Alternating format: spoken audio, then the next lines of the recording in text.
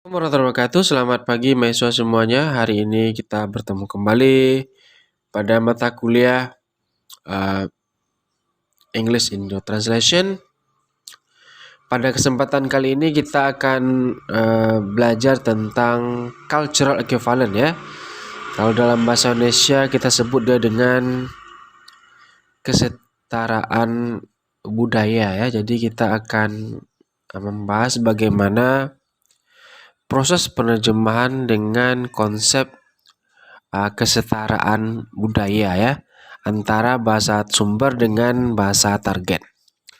Baik, kalau kita melihat sendiri dari kasus atau definisi tentang uh, cultural equivalent ini disebut oleh Newmark. It involves replacing a culture-specific item or expression with a target language item which doesn't have the same proportional meaning. Oke.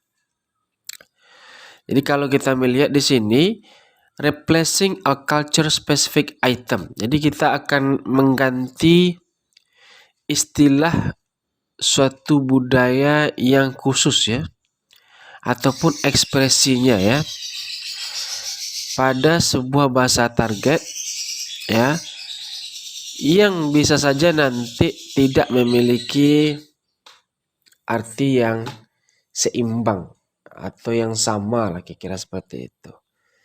Jadi dalam proses kita menerjemah, kalau menurut Becker kita akan menerjemahkan bentuk-bentuk item atau ekspresi dari sebuah budaya yang bisa saja nanti dia tidak memiliki arti yang sama, seimbang ya, karena perbedaan dari konsep budaya. Kalau kita lihat definisi lain, cultural translation is the practice of translation while respecting and showing cultural differences. Ini lain lagi maksudnya.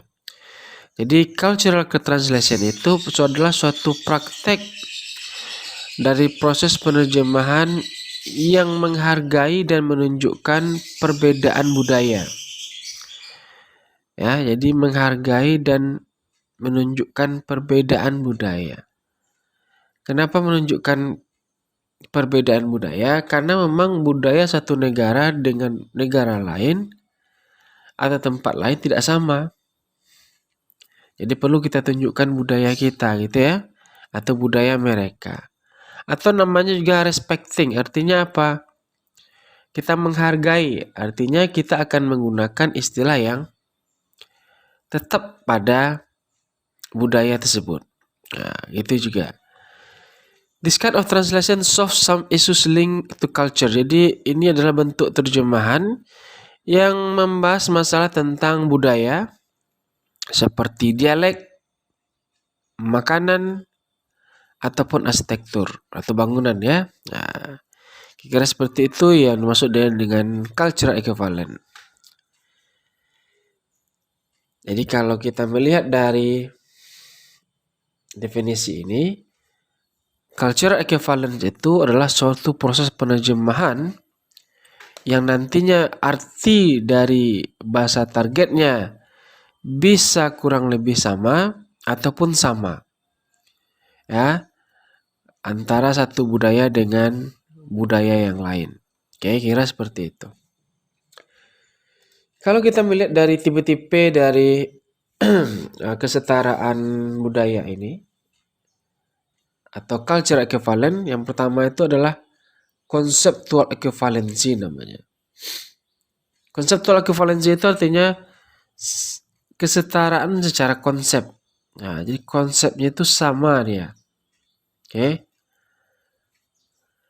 Conceptual equivalent examines the extent which construct has similar nature meaning when applied in different culture context.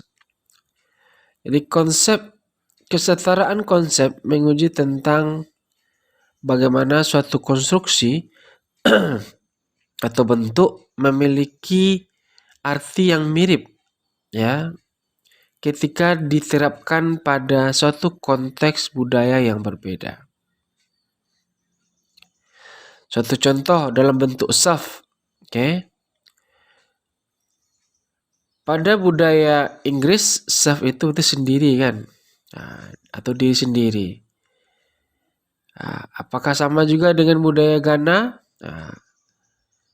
Ethnosemantic procedure can be used to evaluate conceptual equivalency. This is accomplished by eliciting words that span specific domain. Kalau pada budaya Ghana katanya, atau Ghanaian, jadi konsep yang self ini itu dihilangkan, tetapi dia tetap saja dia mengacu kepada diri sendiri. Ini masalah kesetaraan konsep.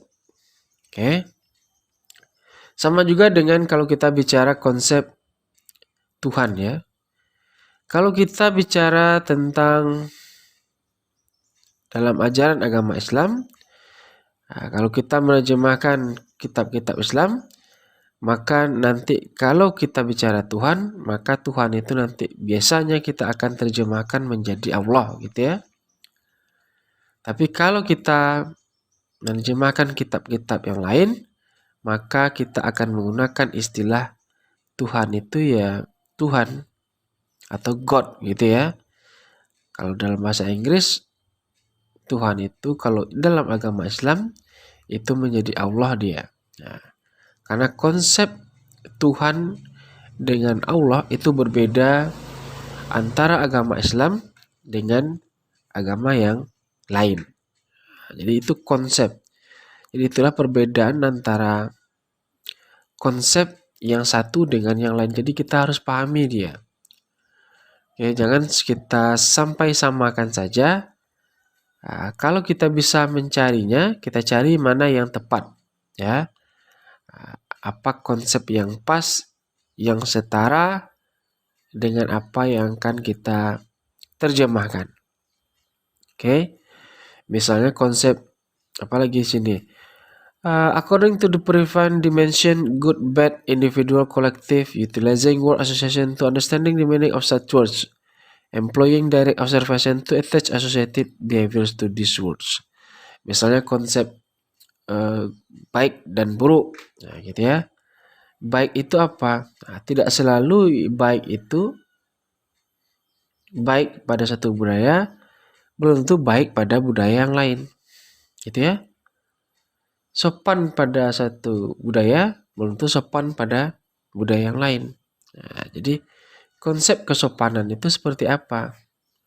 Apakah dia misalnya menggunakan istilah behavior untuk tingkah laku atau dia menggunakan istilah attitude? Nah, itu dua hal yang kadang-kadang berbeda ya. Tidak sama antara behavior dengan attitude. Ada juga menggunakan istilah polite, sopan. Ada yang menggunakan istilah manner, sopan juga. Jadi konsep seperti itu, konsep kesopanan itu berbeda dia. Ya. Nah, yang paling tinggi itu adalah manner, berbudaya dia. Kalau polite itu sopan saja. Jadi itu bentuk-bentuk kata-kata ataupun hal-hal atau istilah yang terkait dengan konsep. Nah, berbeda konsep dia antara yang satu dengan yang lain. Kalau kita melihat lagi misalnya konten. Content equivalency itu apa? Content equivalency investigate the operationalization of the construct is relevant to the problem under study. For example, our best element to use describe examine the notion of personality in the same in Chinese culture as might be in Native American culture. Nah, personality ya. Nah, misalnya konsep kebebasan ya, freedom. Nah, bebas bagi atau independen itu seperti apa? Misalnya ketika kita mengatakan anak remaja itu umur berapa? Apakah sama remaja anak Indonesia dengan anak Barat umurnya? Apakah sama antara istilah misalnya adult pada satu negara dengan negara lain? Itu perlu kita cari istilahnya. level berapa dia umurnya seperti itu. Itu kontennya. Jadi ketika kita menggunakan istilah, kita harus mencari apakah istilah itu sama atau tidak dengan yang dituju pada bahasa target. Jadi kata-kata operasionalnya itu harus sama. Jadi jangan sampai nanti ketika kita jangan sampai ketika kita nanti menggunakan satu istilah kata itu nanti memiliki arti yang ambigu ya, yang kurang tepat pada pemakaiannya. Nah, jadi misalnya seperti kata freedom, bebas ya. Bebas menurut orang Amerika seperti apa?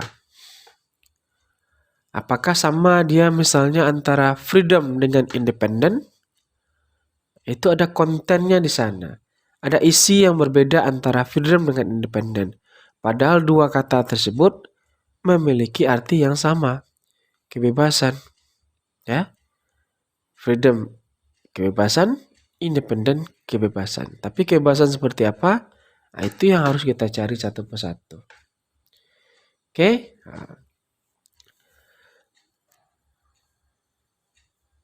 Selanjutnya kita akan bicara tentang linguistic equivalency. Pada istilah linguistic equivalency ini lebih kepada kesetaraan secara kebahasaan. Kesetaraan secara kebahasaan. Linguistic equivalency is a concept of translation accuracy from language, example English to language Hindi.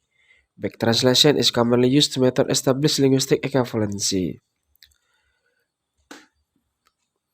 Ya, ini lebih kepada bentuk dari, kalau teman masih ingat dulu apa yang sampaikan tentang back translation ya. Kita mengulang lagi proses penerjemahan ya dari hasil terjemahan. Jadi linguistic equivalency ini istilah-istilah yang secara kebahasaan dia setara. Itu misalnya dalam proses satu kalimat, misalnya apakah dalam bahasa Indonesia apakah sama proses penyusunan satu kalimat. Misalnya subjek, verb, objek, dan sebagainya. Itu dia sama ya. Nah, apakah bisa juga nanti misalnya subjek itu apa bagiannya gitu ya. Apakah subjek itu bisa plural atau singular gitu ya. Kalau dalam bahasa Inggris misalnya untuk subjek he atau she, maka kata kerjanya harus kita tambahkan s atau is kalau dia dalam bentuk present tense. Nah, kalau pada bahasa Indonesia kita harus tambahkan kata penanda waktunya. Nah, kalau dia ingin mengacu kepada situasi atau waktu tertentu. Itulah linguistic equivalency-nya. Jadi kalau dalam bahasa Indonesia kita harus menambahkan penanda waktunya dalam bentuk satu kata, tapi kalau dalam bahasa Inggris kita bisa menambahkan misalnya morfem ya, morfem s atau is, ataupun bisa kita menambahkan time signalnya, bisa juga dalam bentuk kata. Tapi intinya secara linguistik ada kesetaraan ya, ada kesetaraan dalam proses pembentukannya. Misalnya dalam bahasa Indonesia dan bahasa Inggris dalam bentuk misalnya non-phrase. Kalau dalam bahasa Inggris menggunakan istilah green car, contoh mobil hijau ya. Green car, mobil hijau. Jadi dari belakang dulu kita terjemahkan ke depan. Gitu ya. Cara penulisan dalam bahasa Inggris. Tapi kalau dalam bahasa Indonesia, mobilnya itu dituliskan dulu. Mobil hijau gitu ya. Jadi ada istilah DM, diterangkan dan menerangkan, dan menerangkan dan diterangkan. Jadi itu bentuk dari kesetaraannya. Tidak bisa sama kita pakai. Nah, jadi kalau misalnya dalam bahasa Inggris misalnya green car, tidak bisa pula kita berterima dalam bahasa Indonesia kita tulis hijau mobil, tidak berterima dia. Maka proses penerjemahannya adalah mobil hijau atau mobil berwarna hijau seperti itu. Jadi itu bentuk kesetaraan secara linguistik ya. Oke.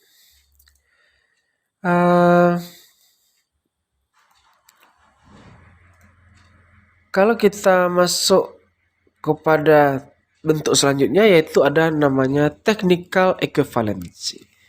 Technical equivalency itu apa? Ini concern about the cultural appropriateness measuring technique being used with specific population. This equivalency is concerned with the appropriateness of response format, true, false, Likert scale, reading level, cognitive complexity, sebagainya. Kalau kita bicara tentang technical equivalency, artinya kita akan mencari tentang kesetaraan dalam bidang teknik, gitu ya. Nah, istilah-istilah khusus pada bidang-bidang tertentu. Saya berikan contoh standar saja. Misalnya ketika kita bicara tentang bank, ya. Kalau pada bahasa Inggris umum, bank itu adalah suatu tempat untuk menyimpan uang, bank ya. Tapi kalau kita bicara misalnya pada bagian geografi atau sipil, bank itu dia mengacu kepada daerah pinggiran sungai. Jadi ya. Misalnya lagi kalau kita bicara tentang interest. Nah, kalau pada bahasa Inggris umum, interest itu adalah tertarik. Tapi kalau kita bicara interest pada bahasa ekonomi, berarti dia bunga. Nah, itu bentuk kesetaraannya. Jadi ketika kita menerjemahkan, kita tentu harus memiliki pemahaman yang banyak tentang istilah-istilah teknis seperti ini. Ya. Tidak mungkin kita bisa mengetahui kalau kita tidak membaca atau mencari tahu hal-hal teknis seperti ini, ya. Jadi untuk hal teknis ini biasanya ada beberapa kamus tertentu yang membantu seorang penerjemah untuk menemukan istilah yang dituju. Nah, gitu ya. Kadang-kadang ada juga yang dimunculkan oleh beberapa jurnal atau buku ataupun beberapa tulisan-tulisan yang menjelaskan tentang istilah-istilah teknis dari berbagai bidang. Jadi kesetaraan secara teknis atau technical equivalency itu harus kita cari karena biasanya hal ini memiliki arti yang sungguh jauh berbeda antara satu kata ataupun frasenya dengan frase yang lain. Jadi harus kita cari dia apa maksudnya. Nah, seperti itu ya. Itu dalam bidang technical equivalency. Oke, yang terakhir itu ada normative equivalency. Kalau kita bicara tentang normative equivalency, ini lebih kepada kesetaraan norms atau norma ya. Norm are important in having standard so that observation similarities deviation can be made for a specific sample population in question. Normative equivalency requires norm be available for the population being studied. Indices of normative equivalency might include variables like ethnicity, gender, age, educational, obtain, socioeconomic status, to name a few. Nih. Normative equivalency itu artinya kesetaraan dalam aturan norma atau aturan-aturan ya. Jadi misalnya kalau misalnya kita berbicara mahasiswa ya.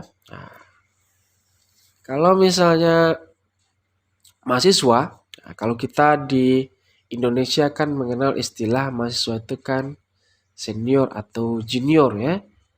Kalau junior itu adalah mahasiswa yang baru masuk. Nah, gitu ya.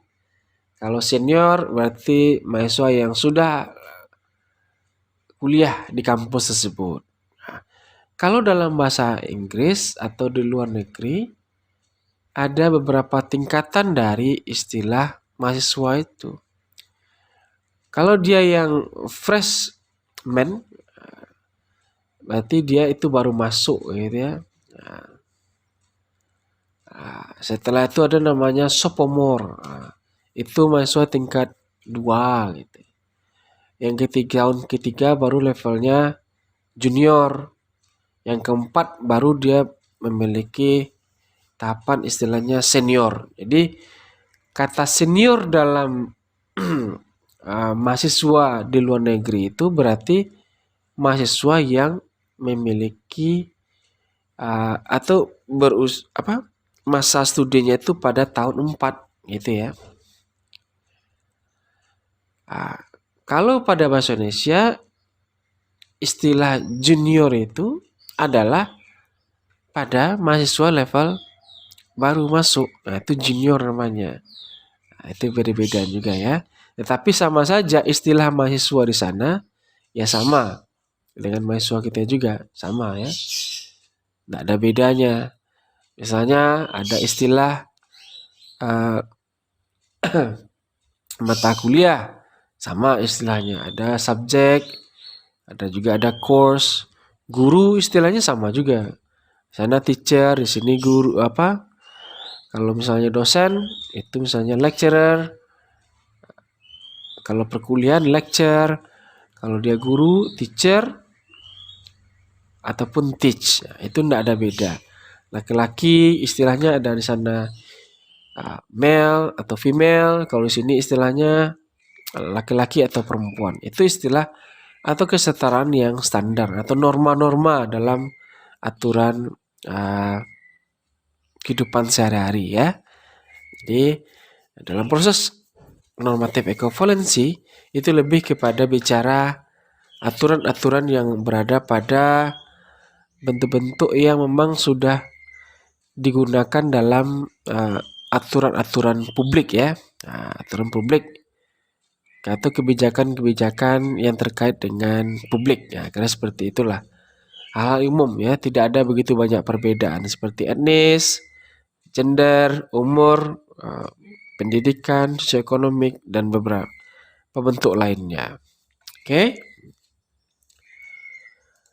Kemudian ada juga yang membahas tentang tipe-tipe ekovalensi itu ada dalam bentuk seperti ekologi. Ekologi itu terkait tentang lingkungan ya. Jadi lingkungan, itu memiliki kesetaraan budaya ya, tidak sama antara satu bentuk dengan bentuk yang lain. Contoh misalnya istilah taman saja. Nah, kalau kita misalnya taman kecil itu kita menggunakan istilah garden gitu ya. Kalau tamannya besar kita menggunakan istilah park. Nah, gitu ya. Nah, itu bentuk suatu perbedaan lingkungan. Nah, itu istilah walaupun sama-sama taman ya, tapi kalau berbeda ukuran itu sudah beda lagi. Nah, itu contohnya. Itu dalam bidang ekologi ya. Ekologi itu lingkungan. Ada juga dalam bentuk material, benda atau barang ya. Nah, mungkin pada satu daerah istilahnya berbeda bentuknya ya. Nah, bendanya seperti apa ya? Kira-kira contohnya ya. Hal sederhana saja lah. Misalnya seperti pepaya ya. Nah, pepaya dalam bahasa Indonesia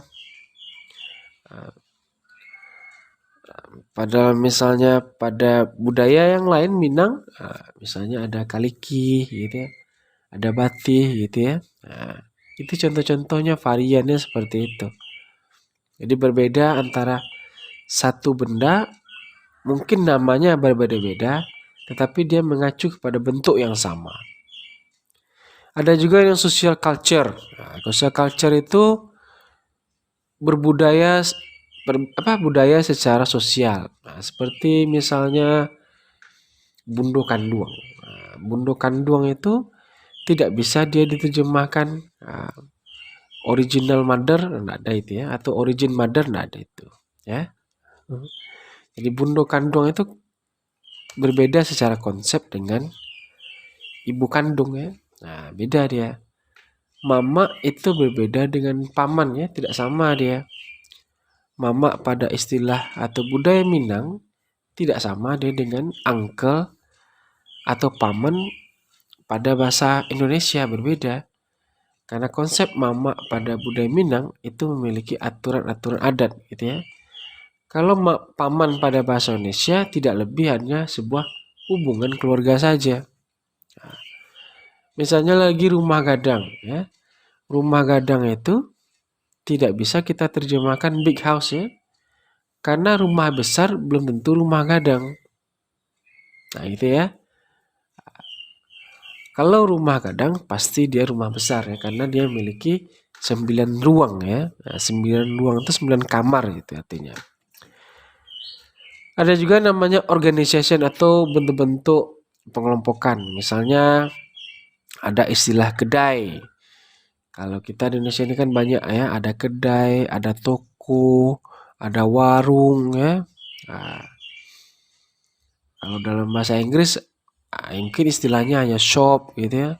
Ada mall, supermarket gitu ya. Nah, kalau kita istilahnya ada warung, ada kedai gitu ya. Ada toko. Seperti itulah kira-kira dalam bentuk organization, nama-nama organisasinya ya, pengelompokan unit-unit tertentu. Oke, nah, itu harus kita cari dia artinya supaya jangan sampai salah kita nanti dalam proses menerjemahkan. Dan ini topik kita yang terakhir, how to solve of cultural equivalent. Jadi bagaimana sih cara memahami atau cara mencari jalan keluar jika kita menemukan permasalahan pada kesetaraan budaya. Yang pertama itu adalah reading and searching. Jadi banyak-banyaklah kita membaca terhadap buku-buku, jurnal, atau perkayalah ilmu kita ya. Karena dengan membaca mungkin saja nanti kita akan menemukan istilah-istilah yang baru yang mungkin saja tidak kita ketahui ya. Bisa juga melalui searching kita mencari internet ya, Google, Yahoo, sebagainya, atau vlog orang lain gitu ya, atau blog-blog. Nah, kita cari apa istilah yang pas, misalnya dalam bentuk makanan, dalam bentuk budaya, nah, teknologi, itu harus kita cari ya. Selanjutnya konteks. Konteks itu nanti yang akan membantu kita apakah konteks itu dapat membantu kita dalam proses bekerja. Nah, itu yang kita lakukan ya. Kita lihat unsur-unsurnya. Situasinya di mana, siapa pembicaranya, kapan dia dimunculkan. Nah, itulah konteks, unsur-unsur yang mendukung atau mencakup ataupun yang berada di luar dari sebuah teks tersebut. Selanjutnya caranya adalah dengan comparing ya. Kita bandingkan kata tersebut. Sama enggak kata itu artinya? Ya. Apakah sama antara misalnya kata kedai dengan shop? Nah, kita lihat konsep kedai itu seperti apa. Konsep shop itu pada bahasa Inggris sama atau tidak? Ya. Ataupun kita kontraskan, kita bedakan dia. Nah, kalau comparing itu kita samakan atau contrasting kita bedakan dia. Berbeda enggak antara dua kata ini? Sama enggak? Nah, itu kontrasnya. Nah, kita bedakan. Kalau comparing kita cari persamaannya, contrasting kita cari perbedaannya. Kalau dia memang memiliki banyak kemiripan, berarti dia bisa saja memiliki arti yang sama. Nah, cocok dia berarti kata itu ya. Tapi kalau tidak pas, berarti kemungkinan besar maka kita akan menggunakan istilah itu dalam proses penerjemahan kita. Bisa juga nanti dengan defining ya kita cari artinya. Nah, kalau tidak bisa juga maka kita terpaksa kita buat definisi ya dari arti kata tersebut lagi dalam proses penerjemahan kita. Atau bisa juga dengan breaking down ya kita pilih-pilih, kita cari unsur-unsur kata tersebut. Nah, nanti kita cari mana kata-kata yang agak mirip dengan unsur-unsur yang ada pada kata tersebut. Nah, gitu ya. Jadi Inilah beberapa bentuk dari proses bagaimana caranya untuk menyelesaikan kasus-kasus cultural equivalent ya. Oke, jadi cultural equivalent itu kesetaraan secara budaya ya. Nah, jalan keluarnya memang harus kita cari, kita banyak membaca, carilah dia. Tapi kalau memang tidak ada padanannya, maka boleh saja nanti kita menggunakan istilah tersebut dalam proses penerjemahan kita. Oke, kira itu topik kita untuk hari ini. See you. Assalamualaikum warahmatullahi wabarakatuh.